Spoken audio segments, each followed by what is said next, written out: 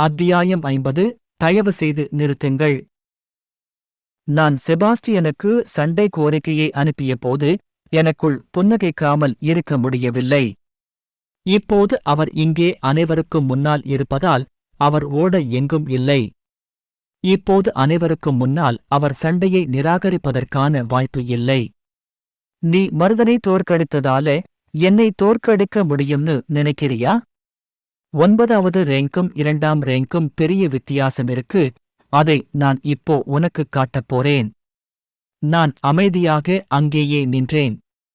செபாஸ்டியன் நண்பர்களில் ஒருவர் சண்டை தொடங்குவதற்கான சமிகையைக் காட்டிக் கொண்டிருந்தார். அந்த நபர் பிப்ரவரி 3 என்று எண்ணினார். ஆனால் அவர் ஒரு இடத்தை அடைவதற்குள் செபாஸ்டியன் ஏற்கனவே என்னை நோக்கி நகர்ந்து கொண்டிருந்தார். அவன் ஆரம்பத்திலிருந்தே மோசமாக விளையாடிக் கொண்டிருந்தான். ஆனால் அது எனக்கு ஒரு பொருட்டல்ல. செபாஸ்டியன் தனது அடியை நேரடியாக முன்னோக்கி செலுத்தினான். பெரும்பாலான மாணவர்கள் இவ்வளவு வேகமாக அடிப்பதைத் தவிர்க்க முடியாது. அடியைத் தவிர்த்து என் உடலைச் சுழற்றினேன். நான் சுழற்றும்போது நானும் என் சொந்த தாக்குதலைச் செய்தேன். என் மரவாளின் முனை செபாஸ்டியன் கன்னத்தில் ஒரு வெட்டு விட்டுச் சென்றது. வேலை நிறுத்தத்திற்குப் பிறகு நான் விரைவாக பின்னுக்கு தள்ளினேன். அதிர்ஷ்டசாலி வெற்றி, ஆனால் மிகவும் ஆழமற்றது. நீங்கள் ஒருபோதும் அப்படி வெல்ல மாட்டீர்கள். இந்த முறை செபாஸ்டியன் மீண்டும் முன்னோக்கி வந்து தனது தாக்குதலுக்கு அதிக முயற்சி எடுத்தார். ஆனால் அது கடந்த முறை நடந்ததைப் போலவே இருந்தது. மீண்டும் நான் என் மரவாளின் நுனியால் செபாஸ்டியன் முகத்தை கீறினேன். இது போன்ற பலவீனமான தாக்குதல்களால் நீங்கள் ஒருபோதும் வெல்ல மாட்டீர்கள். இந்த முறை செபாஸ்டியன் மீண்டும் முன்னோக்கி வந்து தனது தாக்குதலுக்கு அதிக முயற்சி எடுத்தார். ஆனால் அது கடந்த முறை நடந்ததைப் போலவே இருந்தது. மீண்டும் நான் என் மரவாளின் நுனியால் செபாஸ்டியன் முகத்தை கீறினேன். செபாஸ்டியன் வாளை வீசிக்கொண்டே என்னை ஆவேசமாக தாக்கத் தொடங்கினான்.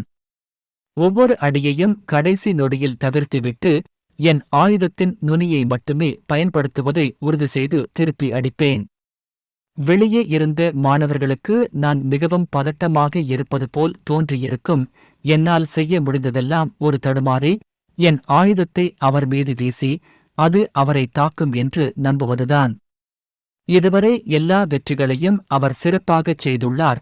ஆனால் விரைவில் அல்லது பின்னர் அவர் பிடிபடப் போகிறார். ஏன் அவர் வலுவான தாக்குதலை முயற்சிக்கக்கூடாது என்று கயல் கூறினார்.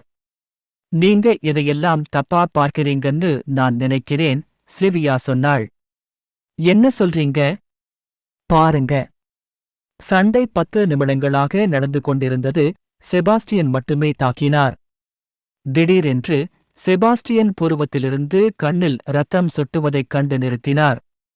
செபாஸ்டியன் அங்கே நின்றபோது மாணவர்கள் தாங்கள் பார்த்ததைக் கண்டு அதிர்ச்சியடைந்தனர். செபாஸ்டியனின் முகமும் உடைகளும் இரத்தத்தால் நனைந்திருந்தன. அவரது முகம் மற்றும் உடல் முழுவதும் கீறல்கள் படிந்திருந்தன. அவர் ஒரு புலியால் கடிபட்டது போல் இருந்தது. ஆரம்பத்திலிருந்தே இதுதான் என்னுடைய திட்டம். நான் அவனை அதிக பலத்தோடும் மிக விரைவாகவும் தோற்கடித்திருந்தால் தரவரிசை முறை என்னை வெற்றியாளராக அறிவித்திருக்கும். அது மிகவும் லேசான தண்டனை. மோகன் செய்தது போல் அவன் வலியை உணர வேண்டும் என்று நான் விரும்பினேன். ஆனால் இங்கே எல்லோருக்கும் முன்னால் என்னால் அதைச் செய்ய முடியவில்லை. போட்டி முடிந்ததும் அவனை தாக்க என்னால் முடியவில்லை. இந்த லேசான கீறல்களால் அவை வலியால் கொட்டும். தரவரிசை முறை ஒரு நிஜ வாழ்க்கை போரை உருவகப்படுத்த வடிவமைக்கப்பட்டுள்ளது. மரவாளால் நான் ஒரு காயத்தை ஏற்படுத்தினால் அது என்னை வெற்றியாளராக அறிவிக்கும். இப்போது என் முறை, நான் சொன்னேன். நான் மெதுவாக செபாஸ்டியன் பக்கம் நடக்க ஆரம்பித்தேன்.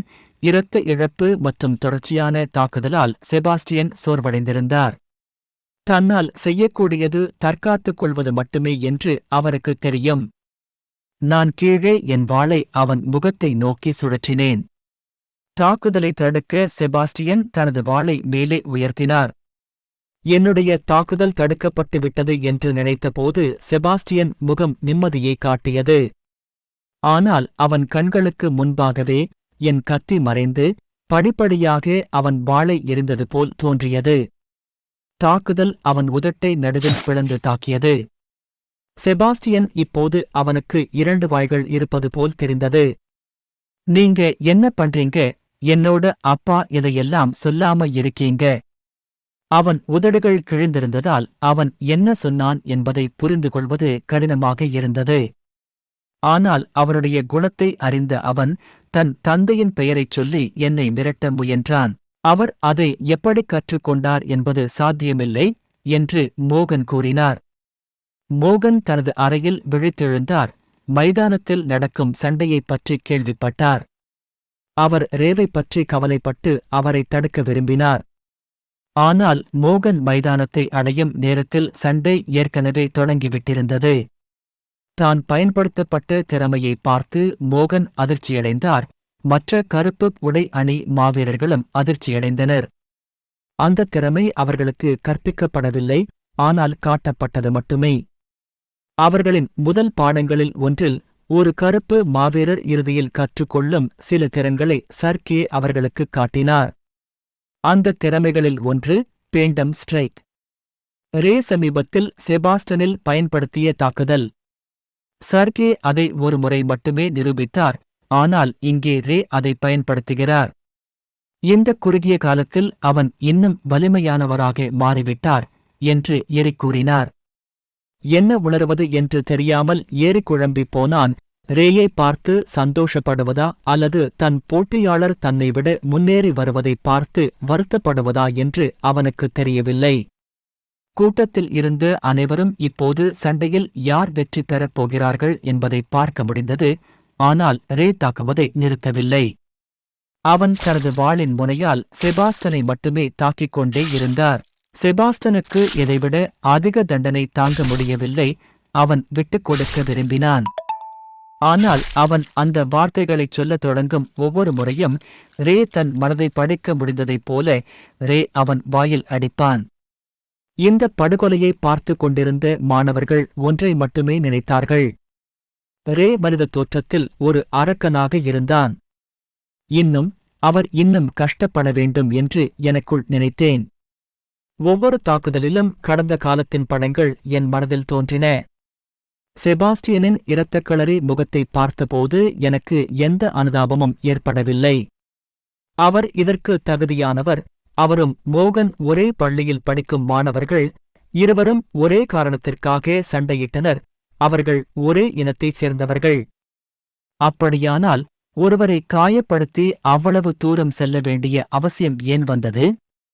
நான் தொடர்ந்து தாக்கிக் கொண்டிருந்தபோது கூட்டத்திலிருந்து யாரோ ஒருவர் எனக்கு அடையாளம் காணக்கூடிய ஒரு குரலை கத்துவதைக் கேட்டேன். போதும் ரே, ப்ளீஸ் நிறுத்து, மோகன் அழுது கொண்டே சொன்னான். துறவிகளின் சோகமான முகத்தை பார்த்தேன், ஆனால் எனக்கு புரியவில்லை. அவர் ஏன் கண்ணீர் வடிக்கிறார்? இது அவர் விரும்பியதல்ல, பழிவாங்கலா? முதலில் இந்த இடவிரயத்திற்கு என்ன ஆனது என்று யார் கவலைப்படுகிறார்கள்? நான் என் தாக்குதலை நிறுத்தி மோகனை பார்த்தபோது செபாஸ்டியன் இறுதியாக பேச முடிந்தது. நான் இனிமே வேண்டாம். சண்டை முடிந்துவிட்டது. தரவரிசை நிலைகளும் புதுப்பிக்கப்பட்டன. எனது தொடர்பாளர் இப்போது 2வது எண்ணைக் காட்டினார்.